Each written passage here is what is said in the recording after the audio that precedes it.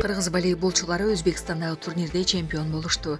Волейбол боюнча Кыргыз улуттук курама командасы коңшу Өзбекстандын Ташкент шаарында өткөн Азия зоналдык чемпионатында жеңүүчү аталды. 18-24 октябрь күндөрү Ташкентте 6 команданын катышуусунда Борбор Азия волейбол ассоциациясынын чемпионаты өткөн. Тайпалык баскычта командалар бири-бири менен өз ара ойношту. Кыргызстан курамасы 5 бетти иштеттең жеңишке жетип, мүмкүн болгон 15 упайдын 14 упайына ээ болду. Жыйынтыгында Кыргыз курама финалга чыгып, финалда Өзбекстан менен кезгелди. 24 октябрда өткөн финалдык оюн 3-0 эсебинде Кыргызстандын пайдасында аяктады. Жыйынтыгында Азия зоналдык чемпионатында Кыргызстан 1-орунду алса, Өзбекстан 2 жана Түркмөнстан 3 орунга ээ болду. Алиев менен Пашинян БРИКС саммитинде эмоционалдуу сүйлөшүштү.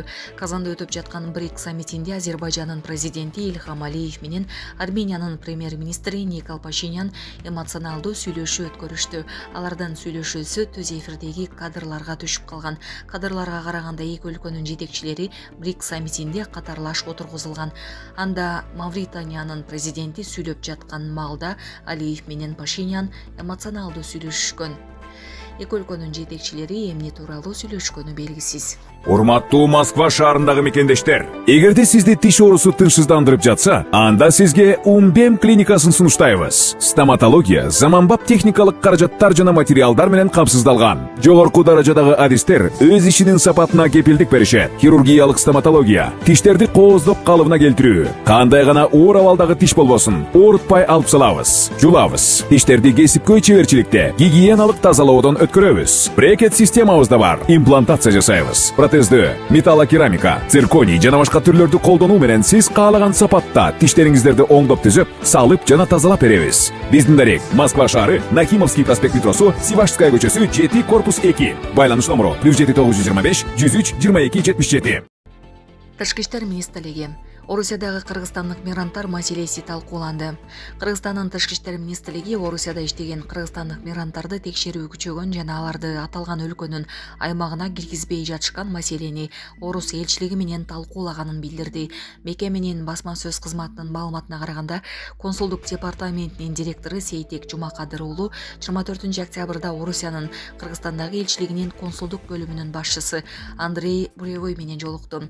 Жолугушууда кыргыз тарап жарандар Орусиянын аймагына кирүүдө кыйынчылыкка туш болуп жатканы, ошол жакта жашап иштеген кыргыз мигранттарынын балдарын билим берүү мекемелерине кабыл алууда тоскоолдуктар бар экени тууралуу айтты.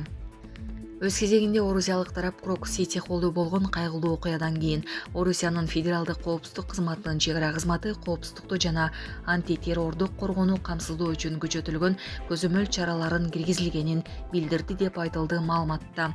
22 октябрда саат 5:30 Ош Москва багытындагы Су 1899 номерлуу каттамдагы учак менен Москвага учуп барган кыргызстандыктардын ичинен ондогон жаран Орусияга киргизилбей артка кайтарылган. Кыргызстандан учуп барган мигранттарды орусиялык чек арачылар аэропортто бир нече сааттап кармап, айрымдарын артка кайтарган учурлар буга чейин да катталган. 5 октябрда Ош Москва каттамындагы учак менен Москвага барган жүргүнчүлөрдүн 40 чактысы Орусияга кире албай калган. Тышкы иштер министрлиги өткөн айдын башында Орусиядагы кошумча коопсуздук чараларынын киргизилишинен жана мамлекеттик чек арадан чет өлкөлүк жарандарды өткөрүүдө көзөмөлдүн күчөтүлүшүнөн улам кыргыз жарандарын зарыл иши болбосо Орусияга убактылуу барбай турууга чакырган.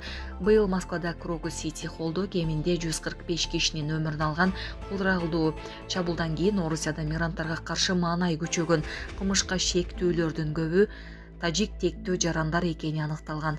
Расмий маалыматка караганда, учурда Орусияда 411 миңден ашык кыргызстандык мигрант бар. Bir aydan кийин мобилдик банкинг аркылуу акча которууларга комиссия алынбайт. 2026 жылга чейин мобилдик банкинг аркылуу акча которууларга комиссия алынбайт. Бул тууралуу Улуттук банктын токтомунда айтылат. Ага ылайык 2025 жылдын 31 декабрына чейин коммерциялык банктар жана төлөм уюмдар тарабынан мобилдик тиркемелер жана интернет банкинг аркылуу улуттук валютада жеке кардарлардын акча которуулары үчүн комиссия алынбайт. Бул чаралар өлкөдө накталай эмес төлөмдөрдүн үлүшүн арттырууга шарт түзөрү айтылган. Токтом жарыялангандан 1 айдан кийин 24 ноябрда күчүнө кирет.